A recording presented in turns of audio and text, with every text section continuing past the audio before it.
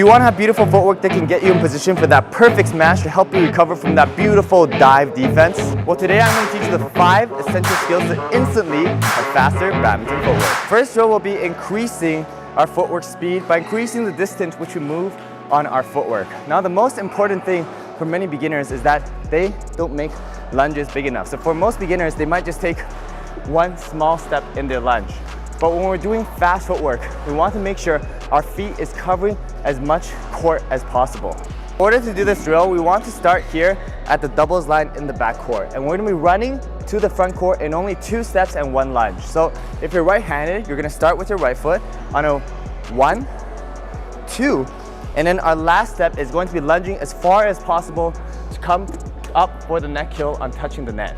Now, when you're practicing this drill, you want to make sure you're really sprinting forward fast so that you have enough momentum to lunge forward on this lunge to be able to reach the net from the back court, and it's going to look something like this.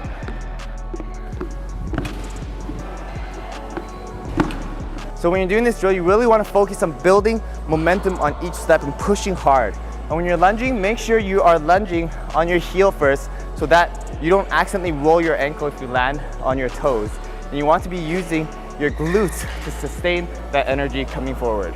Our second exercise is going to teach us how to push off faster, and this is very vital for faster footwork because one of the slowest things that happen in footwork is turning our direction in the correct direction for movement.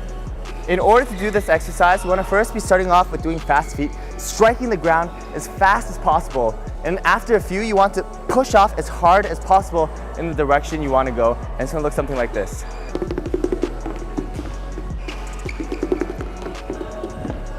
When you're doing this drill, really focus on striking the ground with your feet. You're going to feel like you're punching it both your feet. Maybe that's just a kick.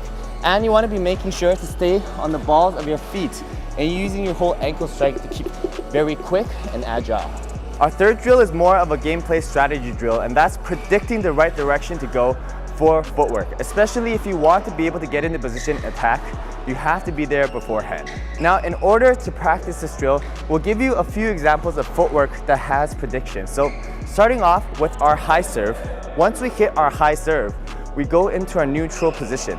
If we think our opponent is going to be dropping to our backhand side, we say maybe a 70% chance. We can start positioning our footwork to head in the backhand direction so that when they hit over here, we can get it very high for attacking shot.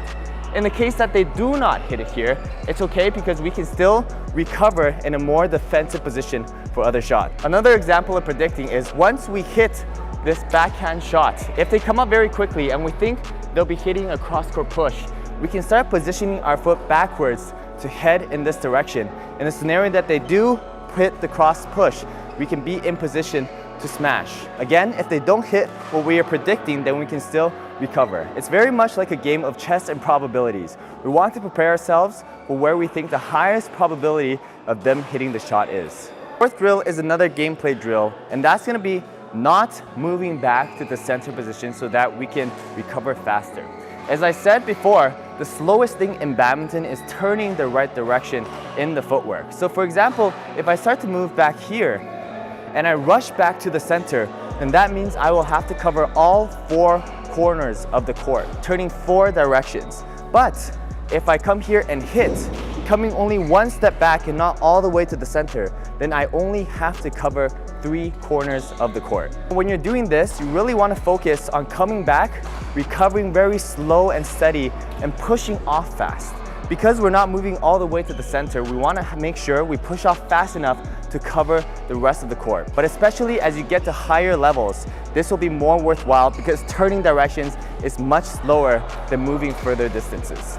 For our last drill, we want to be learning how to have a steady stance in our footwork so that we can recover quickly. Now, for this drill, we're going to be coming to this line on the side and be making a lunge as far as possible moving forward. So coming forward, but after this lunge, we want to be able to hold this position for 3 seconds. So the lunge is going to be a lot bigger. It's going to look something like this, as big as you can, and then hold it for 1, 2, 3.